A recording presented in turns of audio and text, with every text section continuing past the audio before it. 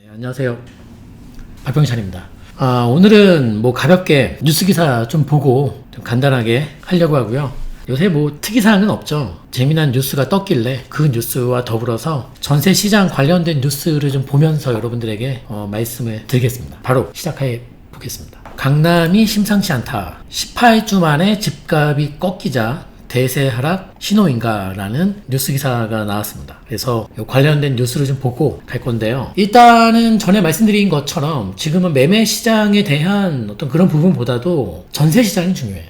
왜냐면은 결국 매매 시장을 움직이는 열쇠를 지금 이제 전세가 쥐고 있는 그런 상황으로 보여지기 때문에 전세가 굉장히 중요한데요. 일단 매매 관련된 뉴스 기사 하나 살펴보고 전세 관련된 뉴스 기사를 더 많이 좀 보려고 합니다. 자, 내용 보면은 최근에 나온 뉴스네요. 재건축 중심으로 호가 하락이 뚜렷하다. 신축 호가는 이제 천차만별인데. 자, 가격 추세보다 거래 침체가 문제다 보면은 서울 강남 지역 부동산 시장이 심상치 않다. 매물이 쌓이는 건 물론 집값이 하락했다는 통계까지 발표됐다. 시장에서는 이를 조정 신호로 보는 입장과 단순한 관망세로 갈리고 있다. 참 불필요한 논쟁을 하고 있네요. 한국감정원에 따르면은 서울 강남 아파트 매매가는 0.01% 하락하면서 18주 만에 내림세로 돌아섰다. 지난 6월 둘째 주 이후에 4개월 영업 만이다. 서초, 강동, 송파 또한 보합권에 머물렀다. 매물도 부동산마다 쌓이고 있다. 특히 10월 들어서 급격히 거래가 위축되면서 매물의 가격 조정도 이루어지고 있다. 부동산 빅데이터에 따르면은 서울의 아파트 매물은 16일 현재 41,815건으로 열흘 전인 6일 43,322건보다 3.7% 증가했다. 서울 25개구 일제히 매물이 늘어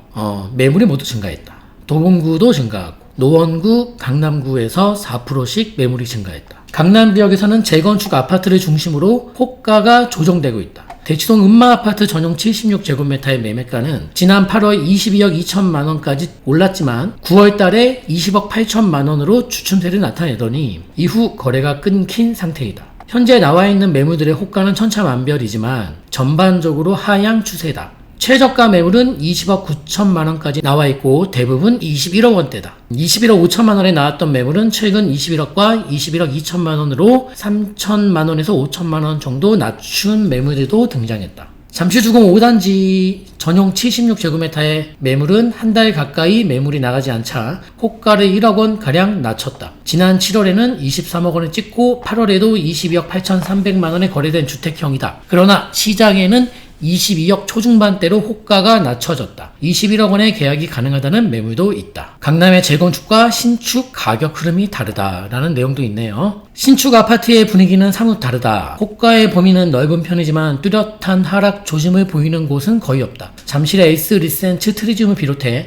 대치동의 레데펠이네요. 레미안 데스펠리스 등 기존 실거래가를 웃도는 매물들이 대부분이다. 신축은 또 다른 양상이네요. 잠실동의 비공인 중개사는 실거주가 불편하지 않은 매물로 많이들 찾고 있다며 실거주를 수반한 수요가 있네요. 재건축은 아무래도 부담되다 보니 세입자 문제가 없는 물건을 찾는 편이다라고 설명했다. 지난달 22억 4천만 원에 매매된 잠실 에이스 전용 84제곱미터의 경우에는 최고 호가가 24억 5천만 원에 달한다. 호가가 난무하고 있지만 정작 실거래가 되는 경우는 드문 상태이다. 재건축을 제외하고서는 거래가 뜸하다 보니 매물이 쌓이는 것이지 대세 하락이라고 판단하기에는 부족하다는 또 분석도 있고, 패닉 바잉이 좀 잦아들면서 일반적인 매수 흐름으로 돌아가고 있다며 매물이 현재 정도 쌓이는 건 과거 기준으로 일반적인 상황이다. 전셋값이 집값을 밀어 올릴 것이라는 전망도 있다. 익명을 요구한 부동산 전문가는 매매가가 보합권이면서 전셋값이 오르면 갭 투자도 가능한 상황이 된다며 신축은 갭 투자가 유리해지고 그만큼 집값도 다시 반등할 것으로 보인다고 말했다. 그런 뉴스네요.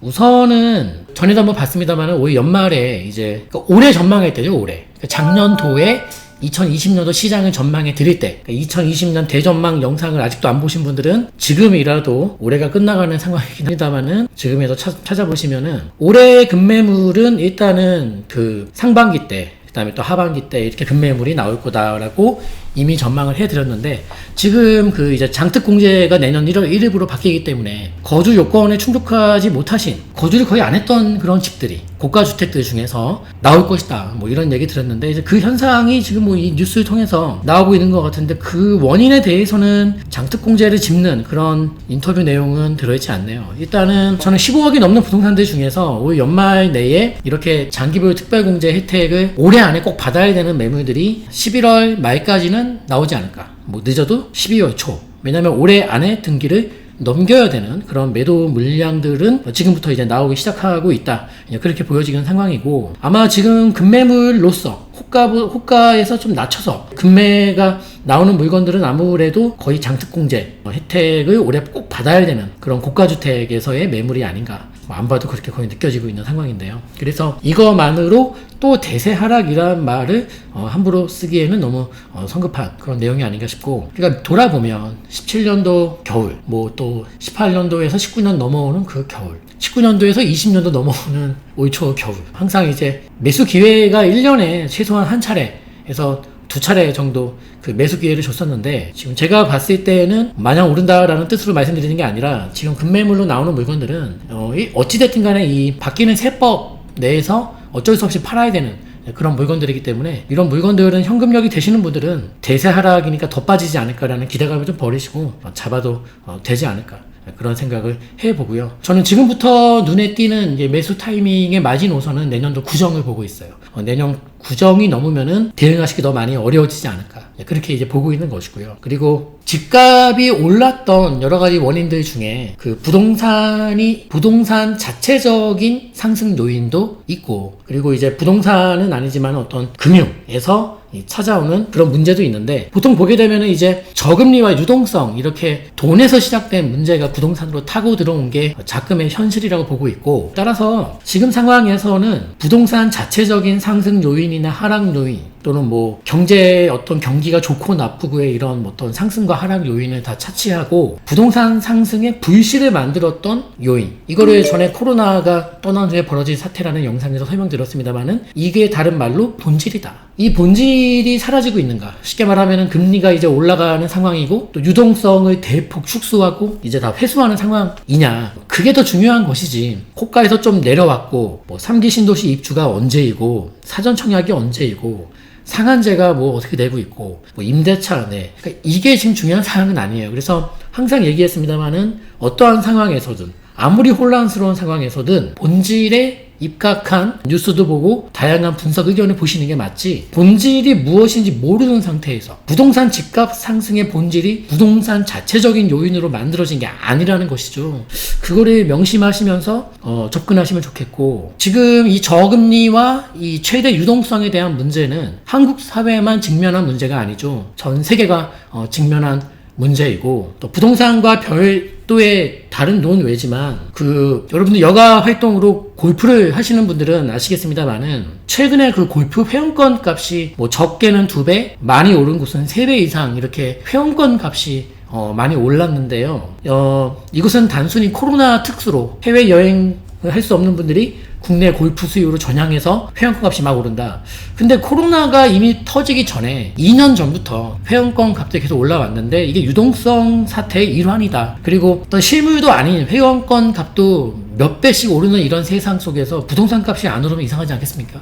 그렇게 이제 볼 수가 또 있겠죠. 그리고 지금은 뭐 인플레냐 디플레냐 이런 논의할 때가 아니라, 일단은 돈이 이렇게 풀리는 상황에서는 종착점은, 과정은 디플레든 뭐든 다 나올 수 있겠습니다만은 종착점은 인플레로 갈 확률이 높다라는 게 저는 상식적인 판단이 아닌가, 그렇게 생각을 해봅니다. 그래서 강남에 지금 그 호가를 좀 낮춰서 이렇게 전 거래가 대비해서 뭐 많이 떨어지는 것들은 아닙니다만은 호가 좀 낮춰서 오는 것이고, 재건축과 신축이 움직임이 다르다라고 이제 뉴스에 써 있는데, 사실 재건축이 곧 신축이죠. 그쵸? 뭐 그게 그거죠. 같은 아파트가 옷만 바꿔 입는 거니까요. 낡은 옷에서 이제 새 옷으로. 그래서 결국은 재건축과 신축의 가격은 연동되게 되어 있기 때문에, 지금 현재 실거주를 고가주택이 장특공제 때문에 아무래도 실거주를 수반한 매수가 유리하기 때문에 신축 수요는 실수요자가 있는 것 같고, 재건축은 거의 뭐 완벽하긴 아니겠습니다만은 대다수의 수요가 거주를 수반하지 않은 자본 이득을 얻기 위한 어떤 가수요가 많기 때문에 그런 부분에서 신축과 재건축의 움직임이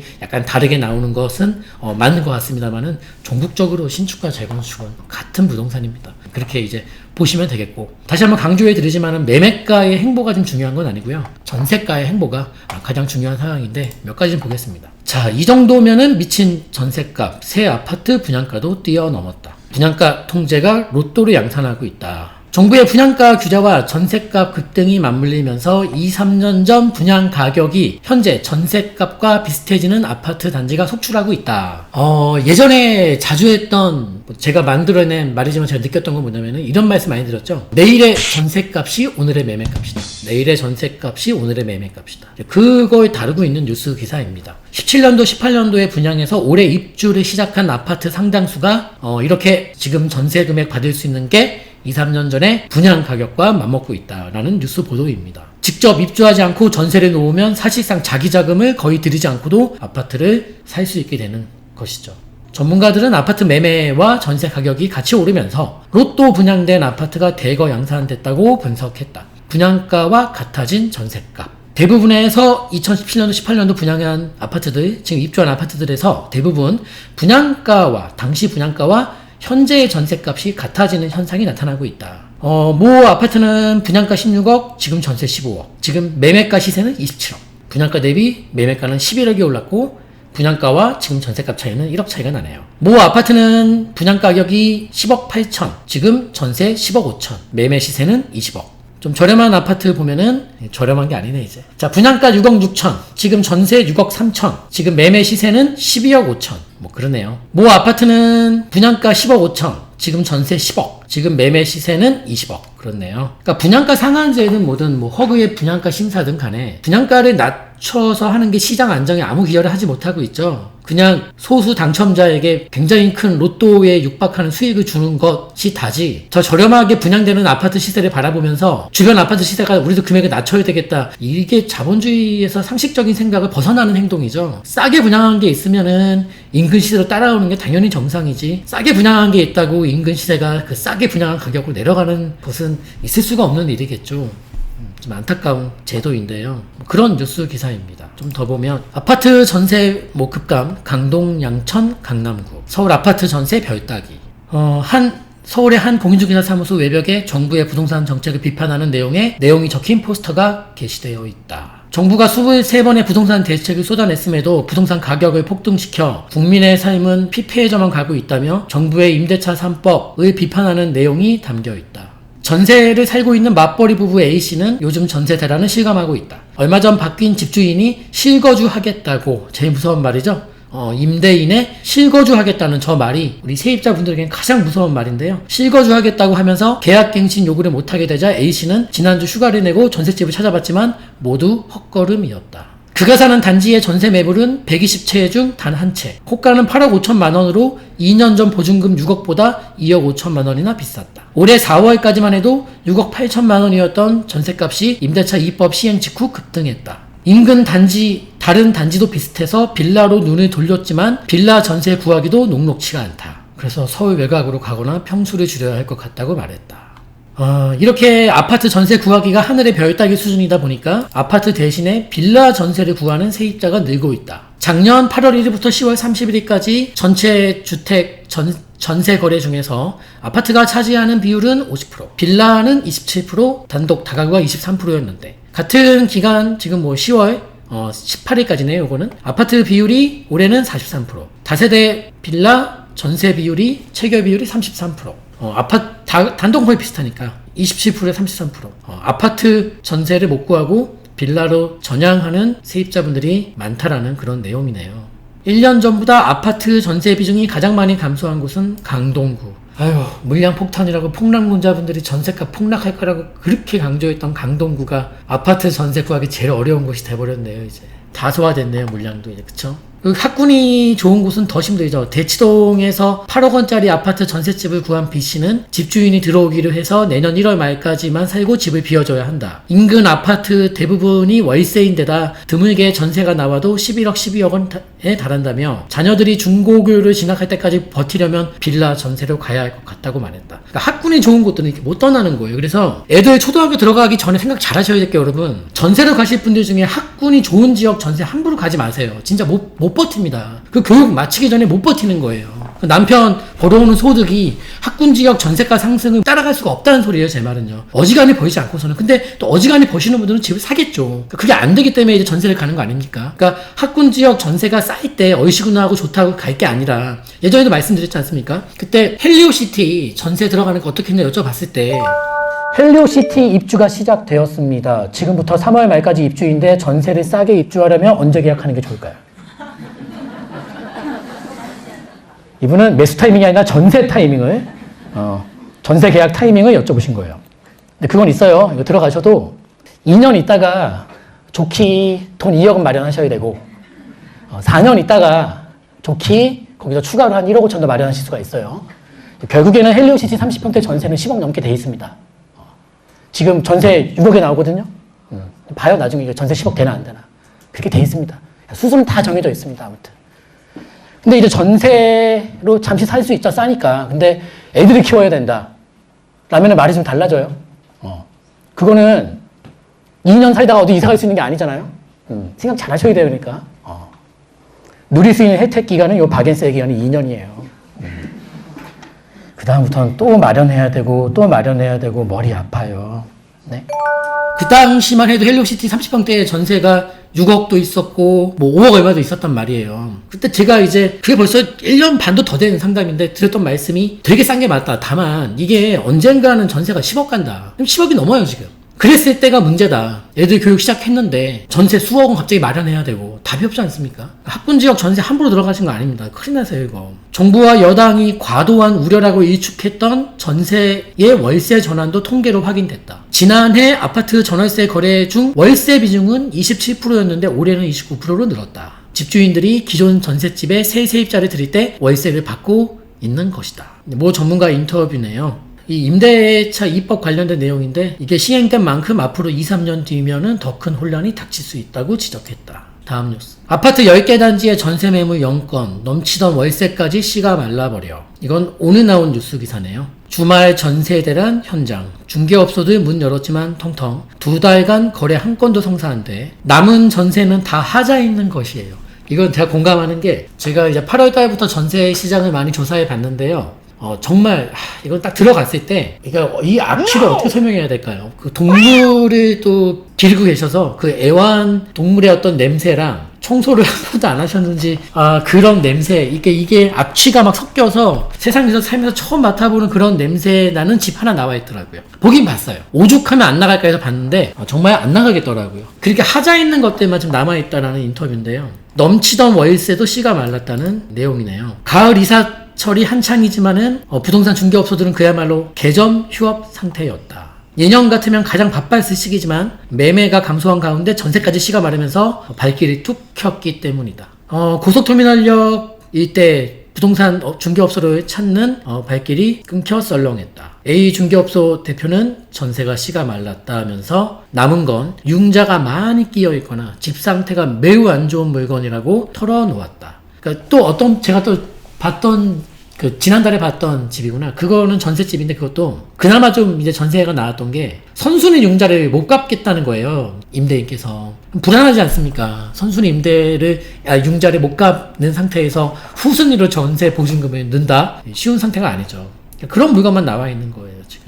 아이고, 신혼부부가 많이 찾는 아파트촌인 영등포구 당산동 일대 중개업소 상황도 비슷했다. C 중개업소 임모 대표는 10여 개가 넘는 단지에서 전세가 0건이라면서 예전에는 전세 만기가 2, 3개월 남은 사람들이 집을 보러 왔는데 요즘은 반년가량 남은 사람들도 전세가 있냐면 문의해온다. 좀 일찍 알아보겠다는 거죠. 그러면서 전세가 귀해지다 보니까 흡연 금지, 애완동물 금지, 거실 시계용 외 못질 금지 등 치사하다 이건 좀. 특약을 기재하는 집주인이 늘고 있다고 전했다. 혼돈의 전세 시장 안정이 언제쯤일까? 내년 상반기 대 2025년은 돼야. 이제 전세시장 안정에 대한 논쟁이 심각한 상황이네요. 집값이 오른다 떨어진다에 대한 논쟁이 아니라 이제 전셋값 논쟁으로 주요 이슈가 지금 건너간 상황인데요. 그래서 필요한 정부 정책에 대해서 전문가들에게 물어보니까 임대사업자 한시적 양도세 인하라는 정책을 써야 된다. 또 정책 기조를 흔들리지 말아야 한다. 월세 세액공제의 범위를 확대해야 한다. 현재로선 대책이 없다. 아파트 대체할 서울 전세주택을 확대해야 한다. 무슨 말인지 모르겠네요. 1989년 그땐 그랬지. 지금은 전세대라는 끝 정부는 모른다. 라는 뉴스 기사입니다. 김현미 장관이 국감에서 1989년 사례를 언급했다고 하네요. 그게 좀 문제가 되고 있는 것 같은데요. 국감에서 31년 전인 1989년 주택임대차보호법 개정 사례를 언급하며 전세시장의 불안이 내년 초까진 이어질 수 있다고 언급했다. 하지만 이게 좀 아니라는 전망일 수 있다는 지적이 이어진다. 왜 이렇게 말을 하냐면은 1989년 때 그때 이제 임대 기간을 1년에서 2년으로 연장했을 때 5개월 정도 이제 전세가 출렁거렸고 5개월이 좀 지나면서 시장이 좀 안정됐었는데 89년도에 그랬으니까 지금도 그렇게 될 것 같다라는 얘기를 하신 것 같아요. 근데 89년도와 지금 상황은 지금 시차가 30년이 넘는 상황이고 경제 여건이나 모든 여건이 다른데요. 여기서 쓸만한 전문가의 인터뷰는 이겁니다. 89년도 당시에는 전국 주택이 700만 호였던 상황이었는데 일산하고 분당 등 1기 신도시에 한 번에 200만 호가 공급되면서 전국 주택이 700만 호 시절에 신도시 200만 호 공급되면서 그 파급 효과가 상당했다. 정확한 말이죠. 현재는 전국 주택이 1,500만 호인 점을 고려해 봤을 때는 그때랑 많이 다르다라는 얘기를 하고 있고 그마저 신도시 입주까지도 굉장히 오랜 기간 시차가 남아있다는 점을 고려해야 된다는 시각이다. 이게 우리 함영진 전문가의 의견인데 정확한 분석이네요. 그러면서 전세난은 결국 수급으로 해결할 수밖에 없는데 정책으로 해결하는 게 아니라 수급으로 해결해줘야 되는 것이죠. 그런데 내년에 가장 큰 문제는 아파트 입주량이 줄어드는 거. 너무 아픈 데를 막 후벼파네요. 그쵸? 정부가 의도한 것은 아니지만 임대차 시장의 규제와 무주택자 대상 청약제도 개선 등이 맞물리면서 전세 시장이 안정을 찾기 어려운 형태가 되고 있다. 전세 예상되는 공급은 크게 단기간에 늘어날 수가 없는 상황에서 전세를 머무르고 싶어하는 수요는 늘고 있다. 그럼 당연히 전세값이 오르겠죠. 근데 지금 전반적인 정책, 전세와 직접적인 연관이 있든 전세와 직접적인 연관이 없든 간에 전세 공급은 크게 개선되는 효과를 보기 어려우면서 전세 수요는 크게 증가하는 그런 부작용이 연출되는 정책들이 눈에 많이 보이는 것은 사실입니다. 분양가 규제한 아파트 입주할 땐 2배로 뛰었다. 아까 봤던 내용이죠. 그래서 이런 고분양가 심사제도가 분양가를 인하함으로 인해서 무주택 서민이 좀 더 낮은 가격으로 분양을 받을 수 있다는 장점은 있지만 너도 나도 몰려들면서 청약 시장이 과열되고 이로 인해 주변 시세가 또 상승하는 악순환이 반복되고 있다고 지적했다. 그러니까 지금 우리 앞서 봤던 매매가 시세가 내려가고 있다. 그런 내용도 봤습니다만은 그것보다 일단 지금 중요한 건 전세예요. 그러니까 전세가 거의 이 시장에서의 어떤 그 매매가 흐름의 행보를 좌지우지할 수 있을 정도로 지금 중요한 상황이고 대한민국 부동산 시장에서 매매가를 논할 때 전세를 빼고 논할 수 있겠습니까? 그렇기 때문에 지금 전세가 최근 몇 년간 잠잠했습니다만은 굉장히 지금 단기간에 뜨겁게 불타오르고 있는 이런 상황에서는 매매가에 대한 자체적인 행보를 예상하는 것보다는 전세가를 면밀히 보면서 우리가 매매가 흐름을 충분히 예측해낼 수 있다. 이렇게 생각이 되는데 참 심각한 상황입니다. 그래서 이게 예전에 오일 총가요. 예상할 때 제 기억에 했던 말이 떠올라요. 그 임대차 3법은 아마 좀 진행이 어렵지 않겠습니까? 왜냐면은 그거 된다면은 전세가 너무 많이 튈 거기 때문에 검토로 끝나지 않을까라는 말을 했던 기억이 나요. 근데 이제 예측이 빗나가서 시행하게 됐는데 진짜 많이 오르고 있네요. 자, 오늘은 그 뉴스 기사, 지난주랑 오늘까지 나왔던 뉴스 기사들 중에서 일단은 매매가가 좀 내려가고 있다, 조정받고 있다라는 뉴스 기사 봤는데요. 대세 하락이다. 그러니까 조금만 떨어지면 대세 하락이 왔다, 이제 폭락한다, 우리 폭락론자분들은 거봐라 내 말이 맞지, 아주 그냥 요거 하나 맞췄다고 난리가 날 것 같은데, 일단은 저는 지금 대세 하락의 추세가 집값 상승의 본질, 계속 얘기하지만 본질, 유동성과 저금리, 이 부분 해소 없이는 이게 안정 찾기는 당분간 어렵다. 다만 그 본질이 살아있는 상태에서 일시적으로 오르고 내리고를 할 수 있겠습니다만은 추세는 아직 상승 추세 중에 있다, 이렇게 볼 수 있겠고, 그 대표적인 근거로서는 저금리와 유동성, 그리고 주택시장 내의 문제로서는 공급 부족과 이 전세, 전세 급등 이런 문제들을 좀 짚어볼 수가 있겠습니다. 힘내시고, 제가 아까도 말씀드렸지만은 그 오래된 영화 포레스트 검프를 새로 보니까 전 너무 좋았어요. 그 희망을 가질 수 있는 영화. 우리나라뿐만이 아니겠지만 뭐 많은 사람들이 희망이라는 단어와 너무 멀리 떨어진, 희망이라는 단어가 뭐였지? 그게 어떤 느낌이었지? 이렇게 체감 못하시는 분들이 너무나도 많아진 것 같아요.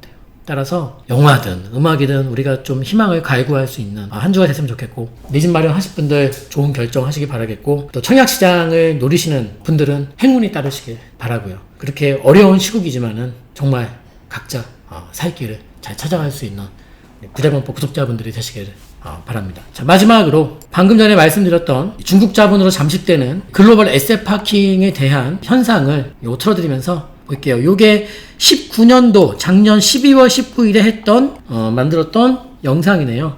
요 영상 보시면서 오늘 인사드릴게요. 감사합니다. 다음 주에 뵙겠습니다.